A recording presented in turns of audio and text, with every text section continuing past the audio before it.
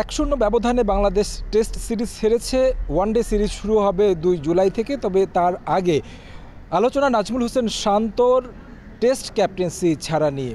তিনি যে হুট করেই কলম্বো টেস্টের পর ক্যাপ্টেন্সি ছেড়ে দিয়েছেন, এই বিষয়গুলো আসলে বোর্ড জানতো কিনা। নাজমুল হোসেন শান্ত ক্রিকেট অপারেশনসকে জানিয়েছেন, তবে শান্ত হঠাৎ করে এই ম্যাচের পরেই যে তিনি ক্যাপ্টেন্সি ছেড়ে দিবেন সে বিষয়ে অনেকটাই অজ্ঞ ছিল ক্রিকেট বোর্ড। এর মাধ্যমে বোঝা যায় যে ক্রিকেটার এবং বোর্ডের মাঝে যে একটা দূরত্ব তৈরি হয়েছে অন্তত শান্তর ব্যাপারে। ওর নেতৃত্ব গুণ আমি কাছ থেকেও দেখেছি, খুব ভালো ক্যাপ্টেন্সি করেছে এবং ইজ এ গুড লিডার। এটা যদি না হতো খুব ভালো হতো, but since he has decided, এটাই সিদ্ধান্ত।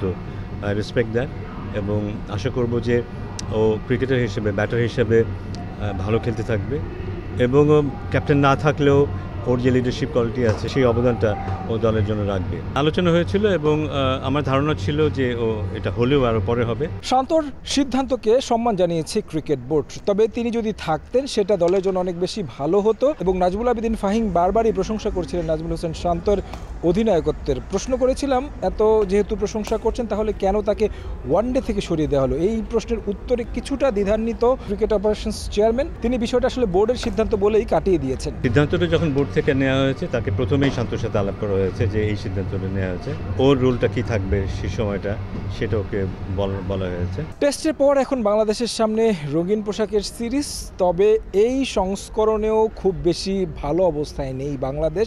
মিরাজ অধিনায়কত্ব শুরু করবেন এই সিরিজ দিয়ে পূর্ণ মেয়াদে, এবং তিনি কিন্তু এই পূর্ণ মেয়াদের দায়িত্ব পালনের আগে ওয়েস্ট ইন্ডিজে একটি অস্থায়ীভাবে, শান্ত যখন অসুস্থ ছিলেন, ইনজুরিতে ছিলেন, তিনি দায়িত্ব পালন করেছিলেন এবং সেই সিরিজে কিন্তু 3-0 হেরেছিল বাংলাদেশ। এখন নতুন অধিনায়কের নেতৃত্বে নতুনভাবে ভালো কিছুর প্রত্যাশা রাখছে টিম ম্যানেজমেন্ট। মোরালি হয়তো ডাউন থাকবে না, কারণ এখানে অনেক প্লেয়ার আছে যারা নতুন, তারা হয়তো ইনজেক্ট করবে, মোটিভেশন ইনজেক্ট করবে।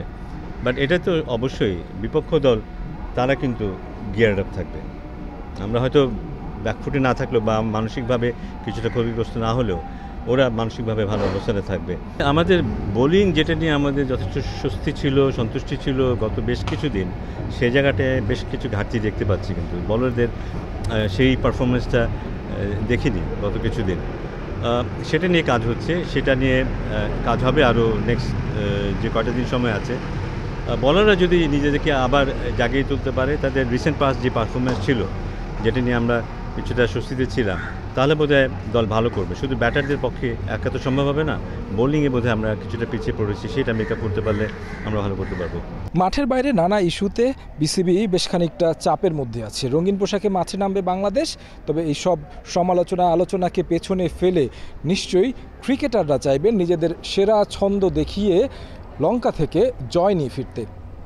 কলম্বো থেকে তারেক হাসান শিমুল, সময় সংবাদ, শ্রীলঙ্কা।